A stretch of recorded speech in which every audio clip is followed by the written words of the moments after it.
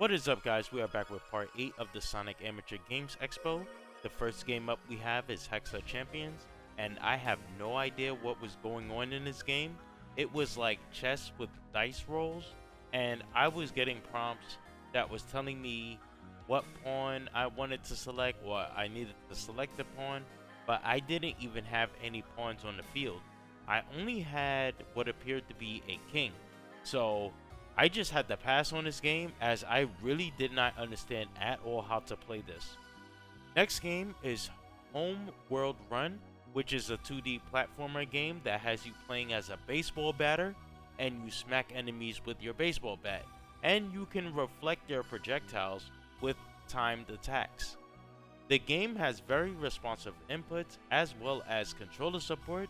It has multiple profiles you can select for saved playthroughs, similar to Sonic the Hedgehog 3. Your moves are attack, jump, and slide. The slide will propel you forward and get you tight spaces, so it's really good for trying to use, like, if you're doing a speed run or something like that. It gives the Mega Man X Dash kind of feel to this game. So the music in this game is also really great. I enjoyed this entry so much. It is definitely one of the best entries that I've played this year so far. Definitely give this one a try. Next up is Horn of Balance, and this is one of those top-down adventure RPGs similar to the Legend of Zelda game. I was skipping through the dialogue like I do with most RPG demo games that I play, so I really didn't understand what the story was. I just headed into a dungeon to break some boxes and fight some enemies. It was going pretty well until I got to this area where it appeared that you had to drag a cart over a button so you can open the door, but the grab button just didn't work for me. I tried tapping it, I tried holding it, but neither worked, so I unfortunately had to give up there. I would have liked to put a little bit more time into this game as I thought it was very good. Next is a game called Hotel Hysteria, and I feel like I may not fully understand this game. The objective appears to be that you cannot let the enemies open all the doors or else it will be game over. I feel like there's something else that you're supposed to do, and I'm not exactly sure if you're supposed to close all the doors before the enemies can open them, or if you're supposed to, like, try and get to the top of the stage before the enemies can open all the doors. I don't know. I just felt like it was really difficult because you couldn't fight the enemies or jump or like use something like maybe like open the door to like slam them with it or anything like that. So the only way to survive, to my knowledge, was to just hide in the doorway and wait for an enemy to pass. But this would give time for all the other enemies in the stage to open up the doors that you had already closed. So long story short, it seems interesting, but I was just horrible at it. Next is Illurama, and it is a 2D platformer. It has this old school look and feel to it.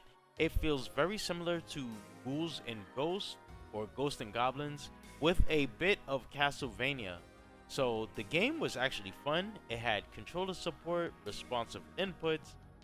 Some of the moves that you could do was like jump and throw knives, and there was this object that you could throw out and it would like throw out a whole bunch of projectiles and damage all the enemies on screen. But I feel like this may have been like one of those special moves or bombs that you could only use for a limited amount of times. I also feel like there may have been a move or a tool that was available to me that I just didn't understand how to use it, because there were times where enemies would cover the screen with bullets and it seemed impossible to dodge them. This was especially noticeable on the first boss. He was jumping like left and right on the screen and he was just raining down so many bullets that it was just impossible to dodge. So yeah, I think the game was just a nice experience. It has a nice cute art style with a fun and simple objective. You just run to the right side of the screen and complete the stage. I thought it was a very chill experience. I recommend this one. The next game is called Jett Fuel, and it is a 3D platformer with a Sega Saturn art style. And there's an opening cutscene that shows a robot getting a notification about all the robots needing to be destroyed, and so he escapes and yada yada. This game is a bit hard on the eyes, and not necessarily because of the low polygons, but more because of the bright colors. On one of the stages that I played, there was this bright white like snowfields, and it had these bright cream colored sand platforms that you were supposed to land on, and it was just so hard to see because of how bright it was, and oftentimes I just had to look away. I think the gameplay itself was actually okay. It really had a Sonic the Hedgehog feel to it. I think that the level design was not really that good though. It definitely needs some work. This game does have some controller support, so I did enjoy it to an extent. Next is Kane TV, and it is a 2D platformer that appears to be inspired by Castlevania. You can jump and use a chain or whip-like object to attack enemies. The game didn't have controller support, but I still found it enjoyable. The game ran smoothly, and the music was very fitting with tunes that sound like they came from the Super Famicom. The game has that old school feel where like the enemies will respawn after you step like a few feet away, like off screen, and then step back, like the enemies will just respawn right away. So it had that feeling that was just, I don't know, I thought that was really annoying about old school games. And also it has the classic dreaded knockback.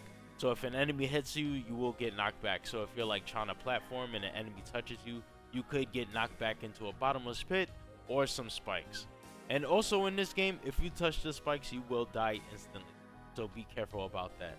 I think that this game was actually really good. I would have loved to see some controller support, but like I said, it was so good that I just played it with a keyboard and still found myself enjoying it. So that's going to do it for me on this video. I had to make my reviews a bit more brief. If I'm going to cover all of these games, I have to do this. And I also have other projects that I need to work on, as well as real life things. So if you're still here, thanks for stopping by. The links for these games will be on the Sage 24 website, which I will link in the description below. So stay safe, everyone. Be cool, and I will see you all next time.